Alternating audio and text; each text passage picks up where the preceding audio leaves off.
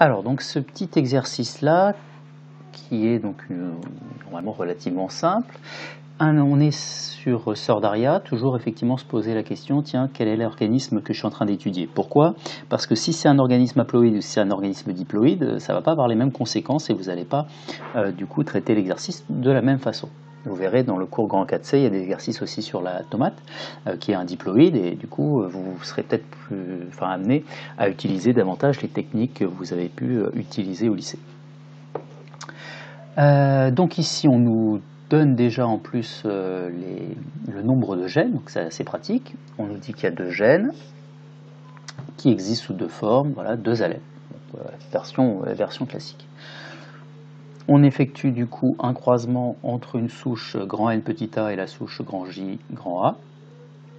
Et ensuite, du coup, on va mettre en culture ces souches, on les fait se reproduire, et on va obtenir des asques. On obtient 81 asques ici. On va observer ensuite dans ces asques le génotype de nos spores en les remettant en culture.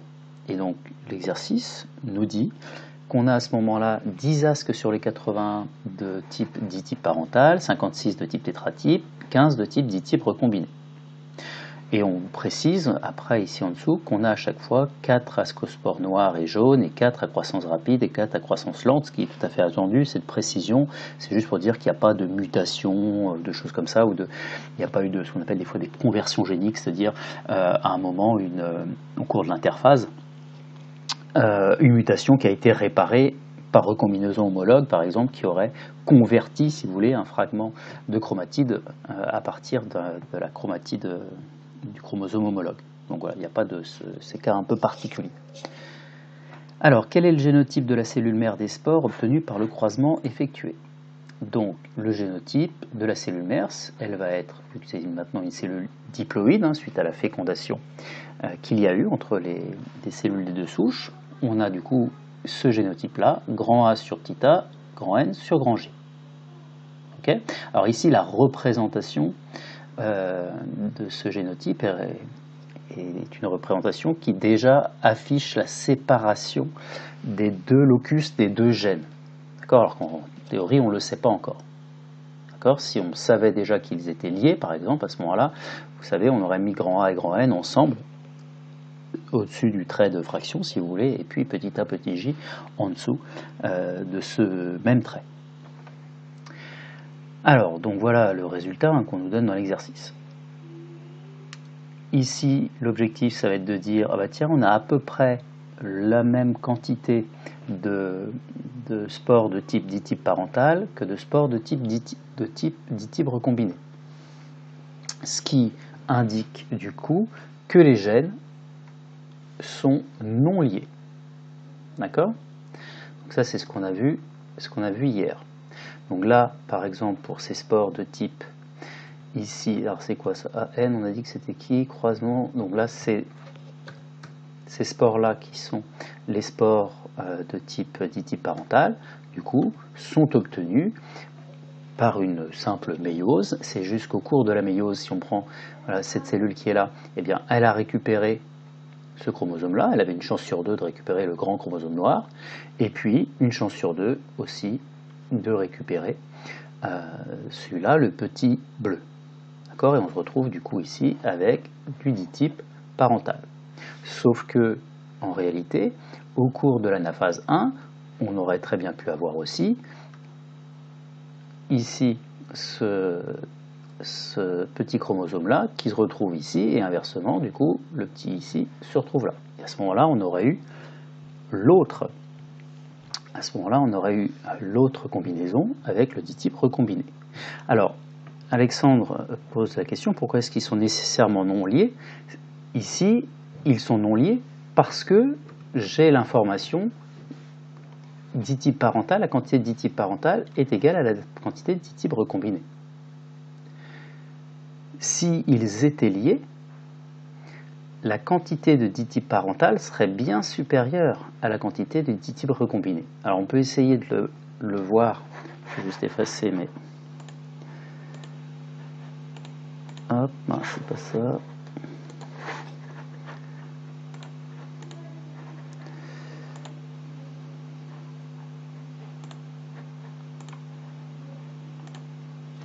Donc imaginons qu'on veuille du coup le ditype recombiné. Donc le ditype parental, c'était ça. Je le note parce qu'après j'oublie. Ok, donc le ditype recombiné, ça va être du coup A, J, et du coup grand A, grand L. Alors pour avoir ça, imaginons si les gènes sont liés. Si les gènes, je repars sur mon point de départ, avec des gènes liés. D'accord, je fais l'hypothèse qu'ils sont liés, je regarde, tiens, qu'est-ce qu'il va falloir comme événement cellulaire, si vous voulez, au cours là, notamment de ma méiose, pour obtenir le ditype recombiné. Donc ici, les parents, on a dit qu'ils étaient, clac, donc petit a, grand N, et donc ici, c'est grand A, grand J. Grand A, hop, J et J. Ok ? Pour réussir à obtenir cette combinaison, ça veut dire que ma spore là a une chromatide avec un petit a et un J. Normalement, celle qui est à côté elle aura la même chose, petit a, grand J, et puis du coup les deux autres qui sont là vont avoir le grand A, grand N, le grand A, grand N. Quand je compare aux chromatides qui sont ici, 4 chromatides présentes là, ces 4 chromatides là correspondent chacune à des nouvelles combinaisons, puisque j'ai aucune de ces chromatides avec le petit a grand N et aucune de ces chromatides avec le grand A grand J. Donc elles sont toutes recombinées. Pour expliquer du coup cette recombinaison de toutes les chromatides, il va falloir que je fasse 2 crossing over, donc ce qui est ce qui est un événement qui va être plutôt rare en quelque sorte. Il va falloir que je fasse un crossing over par exemple ici, hop, un crossing over là, donc quelque part entre A et N, hein, pas ici, sinon c'est pas l'idée, et sinon ça ne marchera pas pour la recombinaison, un ici par exemple. Alors j'aurais pu choisir des chromatides différents, je voyais différentes possibilités pour la réalisation de ces crossing over, en tout cas il m'en faut 2. Ce qui explique que lorsque les gènes sont liés, on va avoir 2 crossing over nécessaires pour avoir du ditype recombiné, ce qui explique qu'il y a beaucoup moins de ditype recombiné que le ditype parental.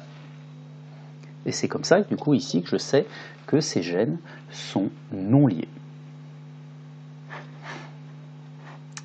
Ok ?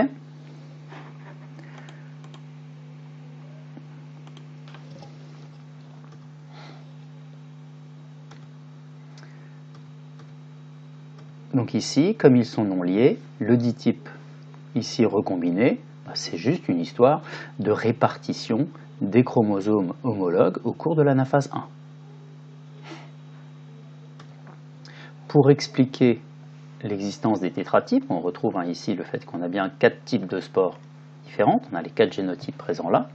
À ce moment-là, un crossing over permettra d'expliquer ça.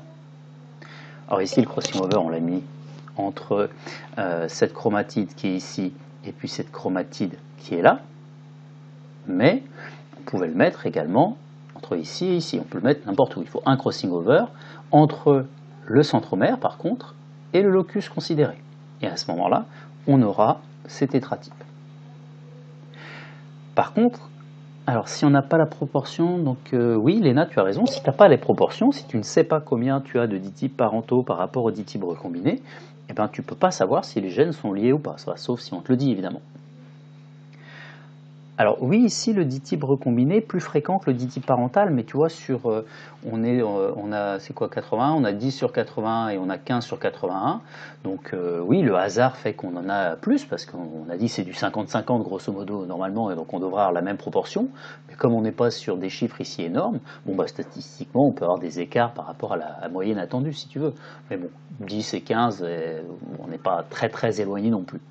Si on avait ici des gènes liés, on aurait de toute façon beaucoup plus du ditype parental que du ditype recombiné, donc une différence bien plus énorme, et c'est cette proportion-là qui serait bien plus élevée. Donc là, ça ne colle pas de toute façon. C'est sûr que si on avait eu ici, par exemple, 15 ditypes parental et puis 10 ditypes recombinés, peut-être la question aurait pu se poser, c'est vrai, on aurait pu se demander, tiens, est-ce que c'est pas que les gènes sont liés, mais par exemple avec une distance énorme entre les entre les deux locus qui pourrait expliquer du coup le fait que si j'en mets un là et j'en mets un là, la distance étant tellement grande que la probabilité d'avoir deux crossing over devient cette fois-ci importante. Mais bon, là c'était pas le cas. On avait de toute façon ici plus de ditypes recombinés que de ditypes parentales, donc il n'y avait pas d'autre explication que le fait que ces gènes soient non liés. Alors là, du coup, Florentin, ici on sait que c'est sur des chromosomes différents parce qu'on a ce ratio ditype parental, ditype recombiné qui est à peu près égal. Sinon, on ne le savait pas. Ah, c'est donné dans l'énoncé? Ah bah mince. C'était pas le but. Enfin, c'était pas le but. C'était pas nécessaire, a priori. Où est-ce que c'est noté? Ah oui, tu as tout à fait raison. Ouais, oui, c'est vrai. Localisé sur un autre chromosome. Alors, cette information, du coup, n'était pas véritablement nécessaire, mais tu as raison. C'est bien, il faut lire l'énoncé. C'est judicieux. Bon, moi, il n'y a pas de... Enfin, on retrouve ce qui est noté dans l'énoncé. Alors, juste ici, par rapport justement à cet énoncé, je vais effacer mes petites notes. Par rapport à la dernière question, on vous demande, tiens, quels sont les spores recombinés et quelle information ça vous apporte, un truc du style. Le truc ici, c'est que en dépit de ce qui est noté dans l'énoncé, sur le fait que la position, il faut que je reprenne mon crayon, la position des spores au sein des axes a été notée, il y a écrit quelque chose comme ça. C'est-à-dire que là, je connais par exemple la position qui est des spores ici. Si vous connaissez cette position, vous allez pouvoir trouver précisément où a eu lieu le crossing over. Si vous ne connaissez pas cette position, si on vous dit juste il y a des tétratypes sans que vous visualisiez véritablement la position des spores dedans, à ce moment-là, on ne peut pas savoir où a eu lieu le crossing over. Ici, on sait où est-ce qu'il a eu lieu parce que les spores sont rangés dans l'asque en lien avec la division méiotique. Et voir la mitotique, il y en a une dernière qui vous donne des asques à 8 spores. Et donc ici, ça veut dire que ces deux cellules qui sont là, celle-là et celle-là, elles proviennent d'une seule et même cellule. Les deux là proviennent d'une autre cellule. D'accord? Ce qui veut dire du coup qu'ici, rien que quand je regarde là mes génotypes, j'ai ici 2 fois le petit a, ce qui est tout à fait normal.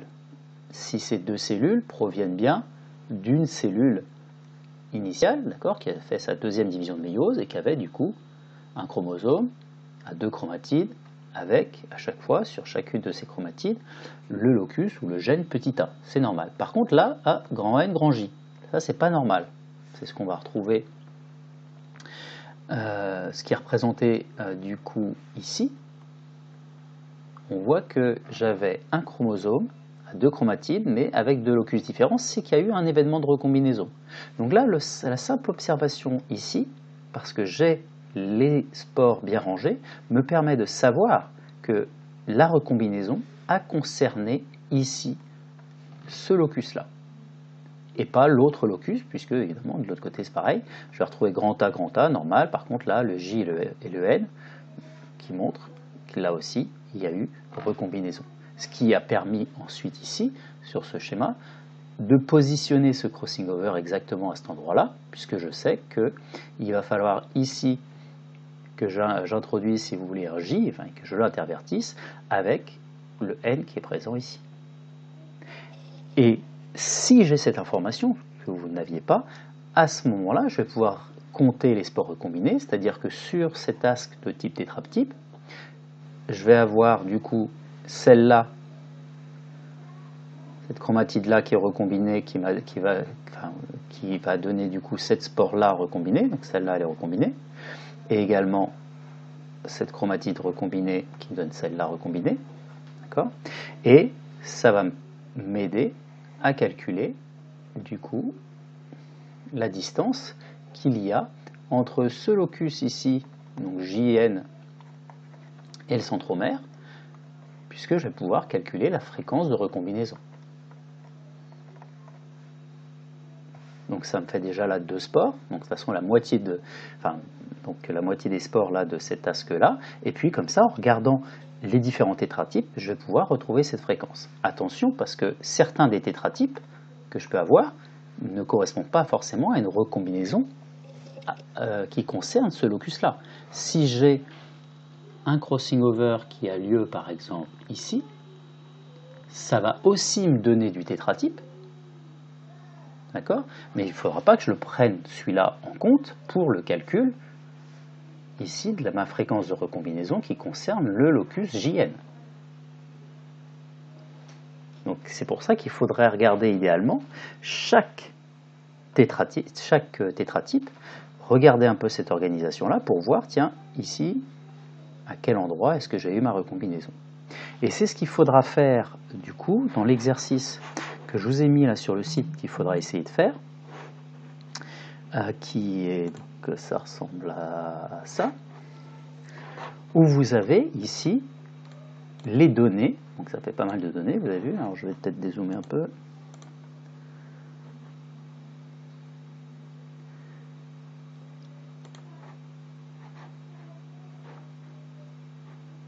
Donc vous avez à chaque fois les différentes configurations possibles de vos asks, d'accord? Et vous avez le nombre d'asks qui est présent ici en dessous, à chaque fois, qui sont comme ça. Et ici, c'est le phénotype, hein, c'est pas le génotype, c'est le phénotype des différents spores, avec les 4 couleurs possibles. Donc vous allez pouvoir, à chaque fois, en fait, l'idée, ça va être de réassocier à chaque phénotype un génotype particulier, et donc vous serez capable, en fait, l'idée ça va être d'être capable de dire, bah tiens, ici, quand je regarde cet asque-là, avec cette répartition-là, eh bien, ici le N, je dis au pif, là, mais il faudrait retrouver, ici les deux spores-là et les deux là, elles sont issues d'une recombinaison, pas celle-là, etc., etc. Et pouvoir après, à la fin, calculer la position précise des gènes. Donc, vous verrez, il faut le faire progressivement, comme ça paraît un peu complexe, mais ce sera l'idée. Est-ce que vous avez des questions? Est-ce qu'on peut du coup s'arrêter là? Donc, on va s'arrêter là pour cette partie-là. Donc là, impossible de calculer la fréquence de recombinaison. Vous n'aviez pas d'informations suffisantes pour faire ça.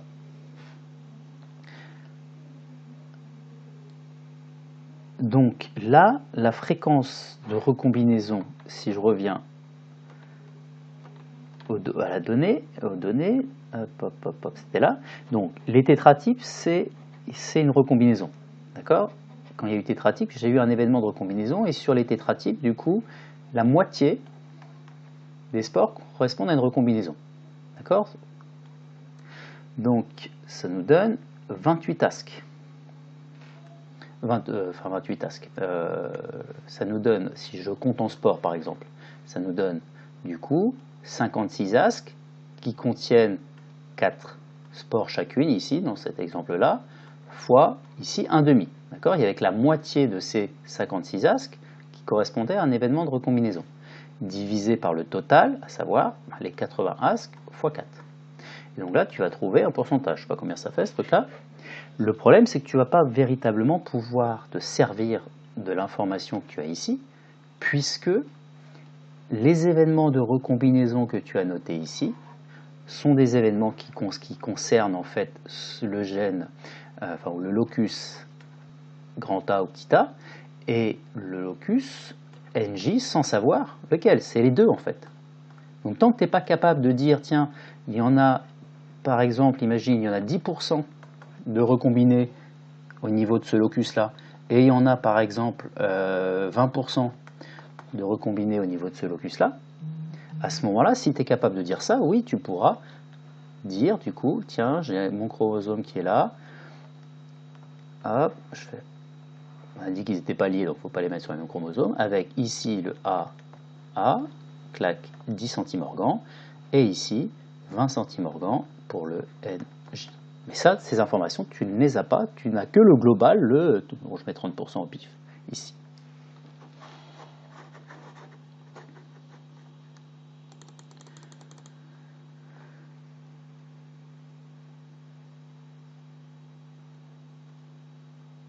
Oui, c'est ça, Timéo. Quand on demande là de figurer, c'est de faire les schémas qui sont là, c'est donc de représenter voilà, ça comme ça, sachant que les tétratypes, en fait, il y a différentes combinaisons possibles, tu en mets une seule, et tu expliques du coup, tiens, 10 types recombinés pour expliquer ça, 10 types parental, pardon, pour expliquer ça, c'est juste ici la disjonction des chromosomes homologues au cours de l'anaphase 1, tout comme le cas des ditypes recombinés, d'accord? C'est juste une histoire de répartition au cours de l'anaphase 1, et le tétratype, la combinaison que tu as pris au pif, eh bien tu expliques ça par un crossing over. Donc c'était juste ce qui était demandé. Alors, Lucie, pour le calcul de la fréquence, on ne va compter le ditype recombiné que s'il correspond à un événement de recombinaison. Et là, ça va dépendre en fait de la situation. Ici, on a dit que les gènes étaient non liés, donc le ditype recombiné, tu vois comme ici, ne fait pas intervenir de crossing over. Si par contre les gènes étaient liés, je refais la même chose avec les gènes liés, à ce moment-là, pour avoir du ditype recombiné, il me faudrait 2 crossing over. Donc tu vois, ça va pas être la même formule, ne va pas être utilisée.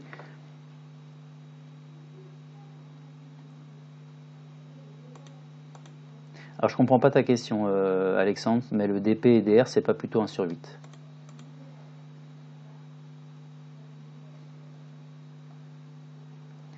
Alors, Florentin, donc mets sur le DP, donc le DP, clac, c'était quoi? C'était celui-là. On peut avoir 100% de recombinaisons par des recombinaisons silencieuses qui s'annulent, on les ignore. Alors je ne sais pas trop ce que tu entends par ces recombinaisons qui s'annulent. En tout cas, il est possible d'avoir des fois des crossing over effectivement qui s'annulent. Si jamais j'en fais un ici et j'en fais un deuxième là, en fait je ne vais pas le voir. Et donc ça je ne le compte pas effectivement.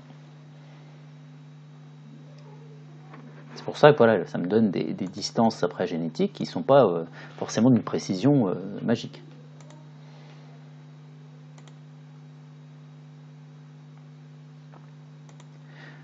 Ici, Alexandre, dans l'histoire des tétratypes, les recombinés, il y en a 2. Puisque on voit ici que sur les 4, enfin il y en a 2, il y en a à moitié, ça dépend combien tu rends compte, s'il y en a 4 ou s'il y en a 8. Ici, du coup, il y a une ici et 2 ici. On voit hein, qu'il y a eu un événement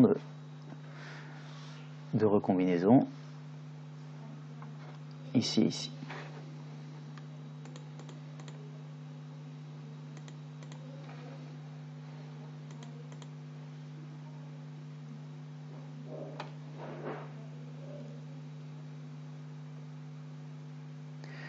Alors, je utilisais un quart et un quart. Tu veux dire quand j'ai écrit là Parce que là, c'est l'idée, enfin, je ne sais pas si c'est à ça que tu fais référence, mais le 4, c'est juste parce que j'ai 4 sports par ASC. Donc si j'ai 81 ASC, vu que j'ai 4 sports dans chaque ASC, je multiplie par 4 pour avoir le nombre de sports total. Donc j'ai pas fait la fraction, la 10 sur 81 ou 15 sur 81, je n'ai pas essayé de calculer ça. Je vais juste essayer là de regarder le nombre de sports total et le nombre de sports recombinés, sachant que j'ai 56 ASC de tétratype, donc 56 fois 4 sports type tétratype, mais il n'y a que la moitié de ces sports qui sont recombinés. Ok, donc de toute façon on reprendra un peu ça quand vous aurez fait l'exercice. Alors la première question, peut-être vous avez été un peu perdu le point de départ, parce qu'on ne vous donne pas le nombre de gènes, etc. Donc assez vite, je vous mettrai la première phase de la correction, comme ça vous pourrez poursuivre et essayer justement de comprendre, tiens, comment j'ai pu avoir telle combinaison, tel ASC, où est-ce qu'il va falloir que je mette mes événements de recombinaison pour que ça puisse coller, est-ce que mes gènes sont liés, indépendants, en comparant ditype parental, ditype recombiné, etc. Ok ? Donc pas d'autres questions? Alors si vous êtes aussi, si vous êtes plus très à l'aise avec ce que vous avez pu faire au lycée sur les exercices de croisement comme ça, n'hésitez pas à rejeter un œil, l'histoire des tests cross et tout ça, ça pourrait être utile.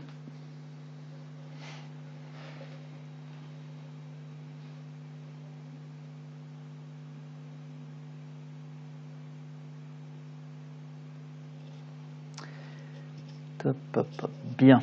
Alors du coup, hop.